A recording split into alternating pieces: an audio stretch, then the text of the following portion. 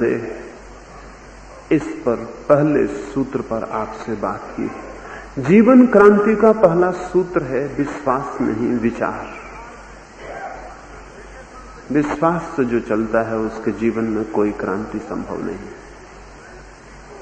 विचार से जो चलता है उसे जीवन में क्रांति अनिवार्य है।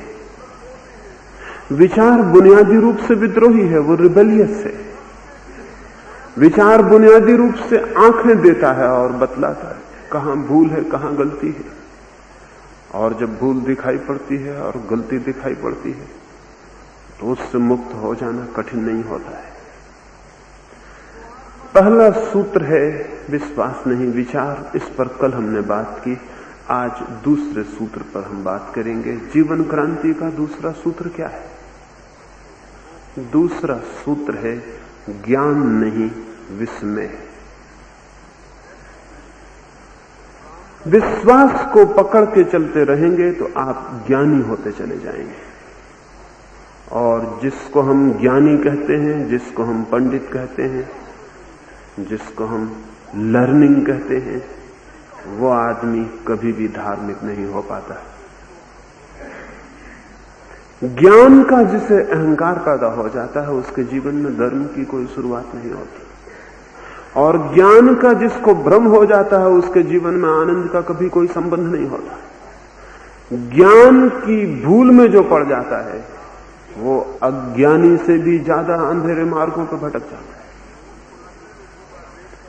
और ज्ञान की भूल सारी मनुष्य जाति को हो गई है। इसलिए जितना ज्ञान बढ़ता गया तथाकथित ज्ञान, उतना ही आदमी अधार्मिक, उतना ही आदमी अंधकारपूर्ण, उतना ही आदमी अहंकारी, उतना ही आदमी जटिल और कठिन होता चला गया है। ज्ञान ने मनुष्य की आंखें बंद कर दी हैं, और ज्ञान सरासर झूठ है और असत्य है। हमें कुछ भी पता नहीं है। सत्य यह है कि हमें कुछ भी पता नहीं है जीवन के संबंध में। राह के किनारे पड़े पत्थर को भी हम नहीं जानते, लेकिन आकाश में बैठे परमात्मा के संबंध में हम प्रवचन दे सकते हैं। अज्ञात है सब कुछ।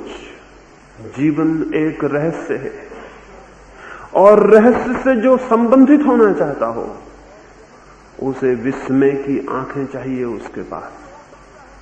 रहस्य को केवल वही जान पाता है जो विस्मय विमुग्ध हो जाता है, जो रहस्य से आपूरित हो जाता है, जो अपने अज्ञान को अनुभव करता है और चुप और मौन खड़ा रह जाता है।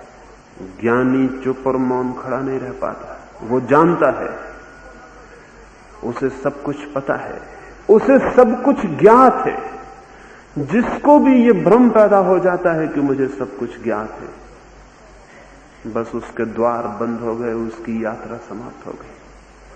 3000 वर्षों में मनुष्य ने अगर कोई सबसे खतरनाक ईजाद की है तो वह इस बात की ईजाद की है कि उसने ये भ्रम पैदा कर लिया है कि हम जानते हैं। क्या जानते हैं हम? स्वयं को भी नहीं जानते, और तो जानना बहुत दूर है। लेकिन हमारे पास प्रत्येक बात के लिए रेडीमेड उत्तर तैयार है। तैयार उत्तर है हमारे पास, हमारी किताबों में, हमारे शास्त्रों में, हमारे गुरुओं में हमारे पास तैयार उत्तर हैं। हर प्रश्न का उत्तर देने के लिए हमारे पास तैयारी है। और तब प्रश्न हमें ले जा सकते थे अज्ञात में, वो फिर नहीं ले जा पाते क्योंकि हमारे उत्तर हमें अटका देते हैं और बात समाप्त हो जाती है। D.H. लॉरेंस एक बगीचे में सुबह सुबह घूमने निकला था। उसके साथ एक छोटा सा बच्चा था। जैसे कि बच्चों की आदत होती है, वो जीवन के बड़े से बड़े प्रश्न खड़े कर देते हैं। वो बच्चे ने हाथ उठा के पूछने लगा लॉरेंस को कि वृक्षों के पत्ते हरे क्यों हैं? Why the trees are green? Lawrence हंसने लगा और उसने कहा the trees are green because they are green। वो कहने लगा कि वृक्ष हरे हैं क्योंकि वो हरे हैं। उस लड़के ने कहा आप बड़े अजीब आदमी मालूम होते हैं, मेरे पिता को मैं कुछ भी पूछूं तो वो ठीक उत्तर देते हैं। आप क्या उत्तर देते? उसका पिता उसे क्या उत्तर देता था? अगर वो पुराने ढंग का आदमी होता तो वो कहता कि वृक्ष इसलिए हरे हैं कि भगवान ने उनको हरे बनाया ताकि भक्तों की आंखों को अच्छे लगे। या अगर कुछ वैज्ञानिक बुद्धि का होता तो वो कहता कि वृक्ष इसलिए हरे हैं कि उनमें क्लोरोफिल, उनकी रासायनिक व्यवस्था उनको हरा बनाती। लेकिन लॉरेंस ने बड़ा धार्मिक उत्तर दिया। उसने कहा कि they are green because they are green, वे हरे हैं क्योंकि वे हरे।